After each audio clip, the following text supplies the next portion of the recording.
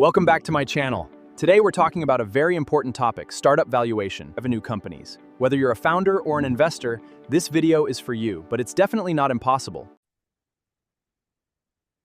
Hello everyone. So today I will discuss with you the startup valuation methods. What does it mean by startup valuation method? Normally, when you will do the company valuation, fine.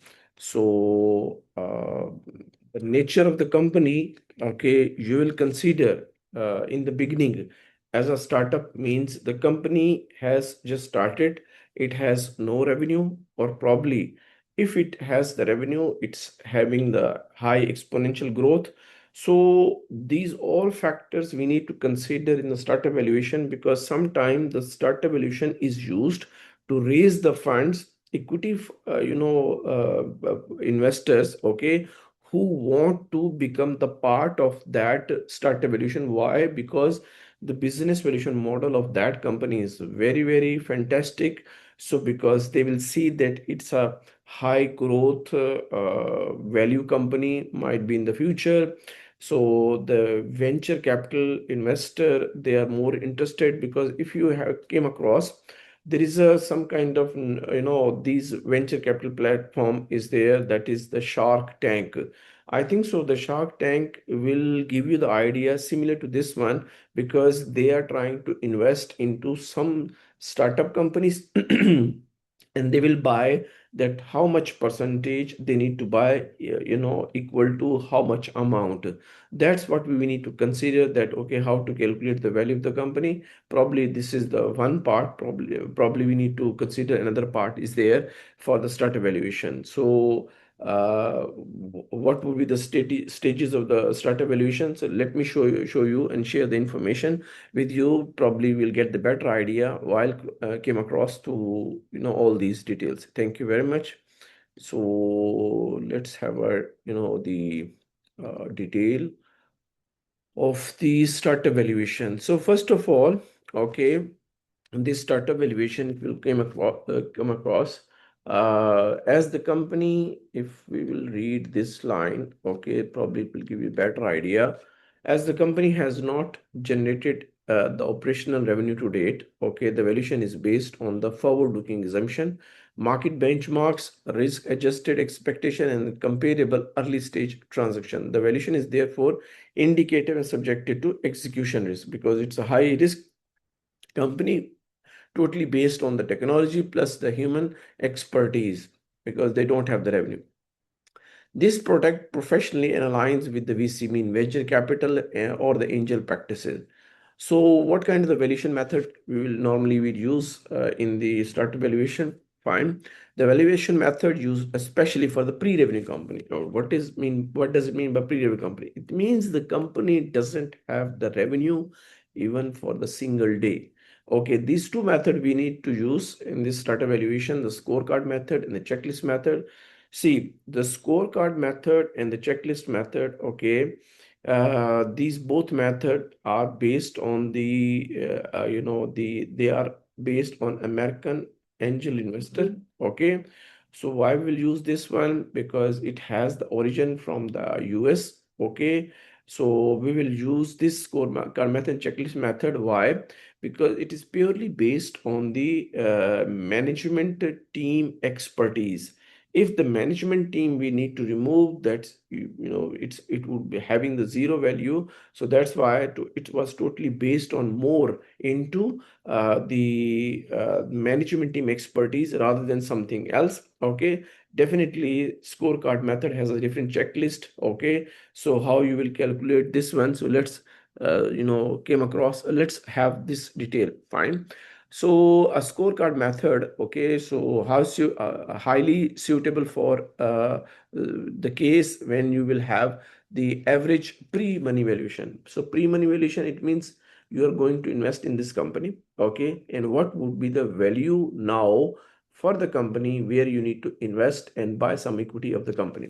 So if you will see, there is a some line is there, the start with the average pre-money valuation of a similar startup, same country plus sector, add adjust up and down using the weighted qualitative factors, because the scorecard method and checklist method based on the scorecard method. Fine. The qualitative factors.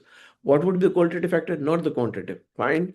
So it means typical factors and weight. These are the typical factors. Fine. You will see over here. This is the typical factor, and these are the weights. You need to assign based on your competency of the team. Okay. The first of all, that is the management team. Okay. You can see over here, 1 minute, let me show you, okay, the detail of how it will look like. So the first one is 1 minute. Okay, the first one, it would be management team. Okay, so 25 to 35, 30%. Market size and opportunity 20% to 25%, product and technology 15 to 20%, competitive advantage 10 to 15%, traction and partnership 10%, okay, legal and statutory, legal or regulatory readiness, okay, so that would be 5%. See, these are some kind of standard percentages. Then accordingly, you need to see, okay, so in management team, if it is the range of 25-30%, how much is your capacity or the expertise of your team? Okay, probably it could be 27, 28. Okay, so you need to assign these kind of percentages as with respect to your company, because these are the benchmarks. Fine.